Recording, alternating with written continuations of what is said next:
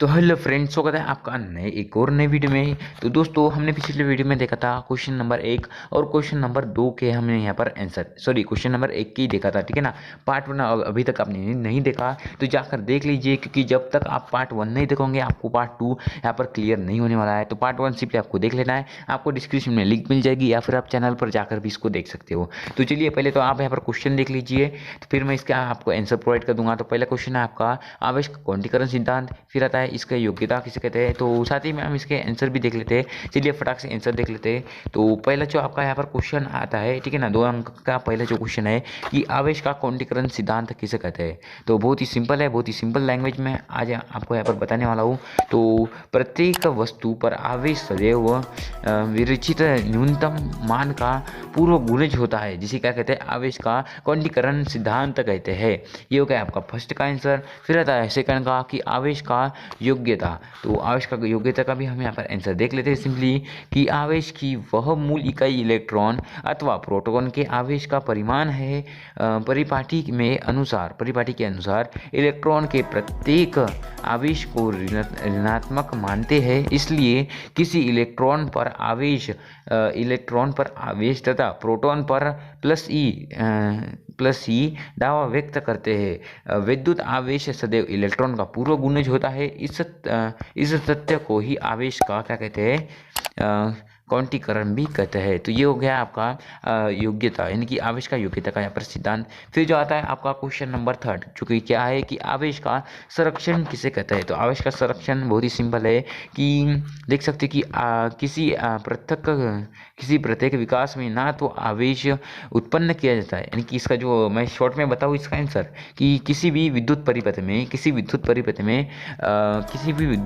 में आवेश को कभी ना तो उत्पन्न किया जाता है और ना ही उसे नष्ट किया जा सकता है। इसीलिए ही क्या कहते हैं, आवेश का संरक्षण का नियम कहते हैं। ये हो गया आपका थर्ड वाले का आंसर। फिर आता है आपका फोर्थ वाले का आंसर, जो कि देख सकते हैं कि विद्युत संबंधित कूलॉम का नियम यहाँ पर आपको देना है। तो बहुत ही सिंपल है, ठीक है ना, बहुत ही सरल लैंग्वेज में मैं आपको बताने वाला हूँ कि 2 विद्युत आवेश के बीच, ठीक है ना, ये मान लो कि ये 2 विद्युत आवेश है, ठीक है ना, इन दोनों विद्युत आवेश के बीच लगने वाला आकर्षण या लगने वाला प्रतिकर्षण बल, ठीक है ना, लगने वाला आकर्षण या लगने वाला प्रतिकर्षण बल का मान उन दोनों आवेशों के, ठीक है ना, उन दोनों यानी कि प्लस क्यू और माइनस क्यू, ठीक है ना, उन दोनों आवेशों के गुणनफल के समानुपाती तथा उनके बीच की दूरी के, यहाँ से लेकर यहाँ तक की दूरी कितनी है, मैं मान देता हूँ r, ठीक है ना, तथा इनके बीच की दूरी r के वर्ग के युत क्रमानुपाती होता है। यानी कि सिंपल से हम यहाँ पर देखें तो f बराबर हो जाएगा, यहाँ पर देख सकते हो f बराबर 1/4πε0, ठीक है ना, 1 या फिर हम ये मैं आपको सूत्र बता रहा था, डायरेक्ट यहाँ पर देख लो।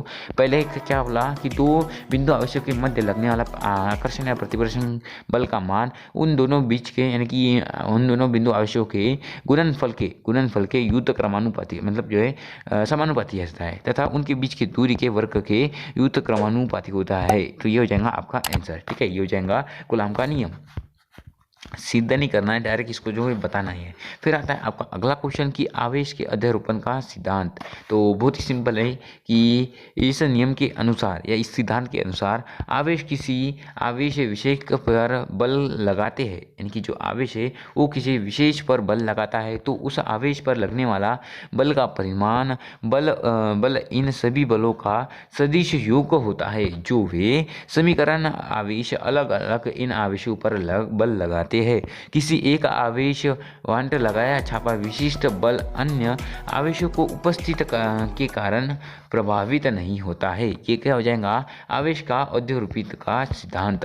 तो चलिए हम दोस्तों 6वें वाला का आंसर देख लेते हैं। आपका 5 तक यहाँ पर आंसर हो गया है। तो 6वें वाले का आंसर क्या है कि 2 विद्युत क्षेत्र रेखाएं एक दूसरे को क्यों नहीं काटती है। तो भाई क्यों नहीं काटती है, तो चलिए हम यहाँ पर देख लेते हैं कि 2 जो यहाँ पर विद्युत क्षेत्र रेखाएं होती है वो एक दूसरे को नहीं काटती है, क्योंकि कि यदि वे एक दूसरे को काटी है तो उसके जो कटान बिंदु होता है वहाँ पर जो है दो यहाँ पर जो है वक्र पर खींची गई दो स्पर्श रेखाओं के परिमाण विद्युत क्षेत्र को व्यक्त करती है। यानी कि जो यहाँ पर अगर मान लो यहाँ पर जो कोई यहाँ पर जो है विद्युत क्षेत्र है, अगर कोई यहाँ पर काट दे, यहाँ पर जो ऐसे मान लो यहाँ पर ऐसे काट दिया तो यहाँ पर जो इनका जो यहाँ पर कटान बिंदु है, ठीक है ना, इनका जो यहाँ पर कटान बिंदु जैसे कि आप यहाँ पर देख सकते हो, इनका यहाँ पर जो कटान बिंदु देख रहे हो ना, यहाँ पर जो इनका यहाँ पर कटान बिंदु है, यहाँ पर ये दो जो है क्षेत्र रेखाओं को प्रदर्शित करेगा, एक तो इधर और दूसरी इधर। तो इसी के चलते जो है ये एक दूसरे को नहीं काटती। अगर ये एक दूसरे को काटती है तो ये जो है दो क्षेत्र रेखा यहाँ पर यानी कि दो यहाँ पर विद्युत क्षेत्र रेखा यहाँ पर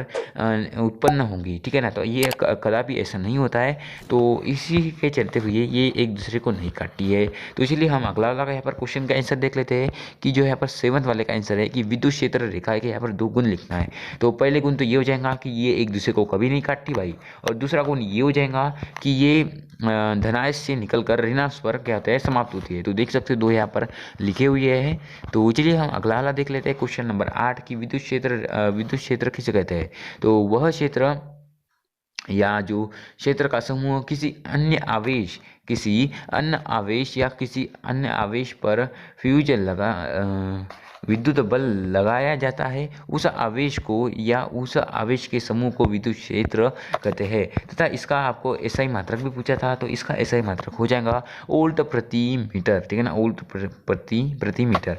और जो इसका विमेय सूत्र है वो क्या हो जाएगा, एम एल टी की पावर -3 और 1 की पावर -n, ये क्या हो जाएगा इसका विमेय सूत्र। फिर जो आता है आपका अगला क्वेश्चन कि विद्युत फ्लक्स को किसे कहते हैं। तो उसका भी यहाँ पर दिया हुआ है कि किसी समतल यानी कि किसी क्षेत्र से निकलने वाले संपूर्ण विद्युत रेखाओं के यहाँ पर देख सकते हो कि किसी विद्युत में स्थित किसी पृष्ठ से निकलने वाली लंबवत गुजरने वाली विद्युत बल रेखाओं के संख्याओं को क्या कहते हैं, उस पृष्ठ से संबद्ध विद्युत फ्लक्स कहते हैं, और इसे फाई से प्रदर्शित करते हैं। ये क्या हो जाएगा, विद्युत फ्लक्स की डेफिनेशन हो जाएंगी दोस्तों। तो डियर फ्रेंड्स, तो आपका अगला क्वेश्चन देख सकते हो, इसके आगे का जो क्वेश्चन है आपका क्वेश्चन नंबर 10 देख सकते हो। क्वेश्चन नंबर 10 में आपको यहाँ पर जो है गणितीय सवाल दिया था, तो इसको भी हम यहाँ पर देखने वाले हैं। तो सबसे पहले आपको Q1 का मान दिया था 2 × 10⁻⁷ और Q2 का भी दिया था पर 3 × 10⁻⁷, और हमें यहाँ पर R बराबर 30 सेंटीमीटर दिया था, जो कि हमें यहाँ पर सेंटीमीटर का हमें यहाँ पर जो है मीटर में परिवर्तित करना था, इसलिए हमने यहाँ पर 100 का भाग दे दिया। भाग देने के बाद इसका आंसर आ गया 3 × 10⁻⁻1 मीटर। तो यह भी मीटर में आ चुका है। तो चलिए हमें एक सूत्र पता है, ठीक है ना, तो हम सूत्र बताया कि F बराबर 1/4πε0 × Q1 × Q2 अपन में R²। तो हम यहाँ पर जो है 1/4πε0 का हम यहाँ पर मान रख देते हैं 9 × 10⁹ और जो है Q1 और Q2 का हम यहाँ पर मान रखने के बाद जो है यहाँ पर जो अगर इसको सॉल्व करेंगे तो इसका आंसर यहाँ पर देख सकते हो, इसका आंसर आ जाएगा 6 × 10⁻³ न्यूटन। देख सकते हो मैंने यहाँ पर सॉल्व कर चुका हूँ, ठीक है। मान रखने के बाद यहाँ पर जो भाग दे दिया और गुना करके मैंने यहाँ पर जो है आंसर ला लिया हो। तो इसी प्रकार से जो है आपका यहाँ पर जो है 10वां वाला आंसर यहाँ पर समाप्त होता है। दोस्तों मैंने अभी तक आपको बताया हूँ, ठीक है ना, आपको क्वेश्चन नंबर मतलब जो 1 नंबर के है और 2 नंबर के यहाँ पर जो आए हैं आपके लिए, तो वो इस वीडियो में हमने यहाँ पर दोनों भी कवर किए हैं। तो अगले वीडियो में हम यहाँ पर जो है आपके 5 अंक का यहाँ पर जो है 4 क्वेश्चन छूट गए हैं, तो इसके भी हमने आंसर आपको देख सकते हो, मैंने यहाँ पर जो आंसर यहाँ पर निकाल चुका हूँ, देख सकते हो, ठीक है। तो अगले वीडियो में ये वीडियो ज़्यादा लंबा हो रहा है, इसलिए मैं जो है अगले वीडियो में इसको आपको प्रोवाइड करूँगा। तो सिंपली अगर आप नए देख रहे हो हमारे वीडियो, तो सिंपली जो है आपको चैनल को सब्सक्राइब कर देना है और बेल आइकन को ऑल पे प्रेस कर देना है, ताकि मैं जब भी वीडियो अपलोड करूँ आप तक तुरंत पहुंच जाए। और अगर हाँ दोस्तों, अगर इसका आपको PDF चाहिए, ठीक है ना, अगर आपको इसका PDF चाहिए तो आपको टेलीग्राम चैनल ज्वाइन हो जाना है। आपको सिंपली डिस्क्रिप्शन में लिंक मिल जाएंगी, आप जाइए और जाकर ज्वाइन हो जाइए। और आप हमारे चैनल पर भी जाकर देख सकते हो, आपको बहुत सारे जो है यहाँ पर सॉल्यूशन मिल जाएंगे। बहुत सारे सॉल्यूशन मैंने आपको प्रोवाइड कर चुका हूँ। यहाँ पर जो क्लास 12 के क्वेश्चन बैंक के बहुत सारे जो है यहाँ पर जो है सॉल्यूशन प्रोवाइड कर चुका है, तो जाइए जाकर देख लीजिए। तो चलिए मिलते हैं अगले पार्ट्स में आपके लिए क्वेश्चन मतलब जो 5 अंक के यहाँ पर जो है आंसर मैं आपको अगले वीडियो में प्रोवाइड करने वाला हूँ। तो चलिए मिलते हैं नेक्स्ट वीडियो में नेक्स्ट टॉपिक के साथ। जय हिंद, जय Bharat, take care, bye bye.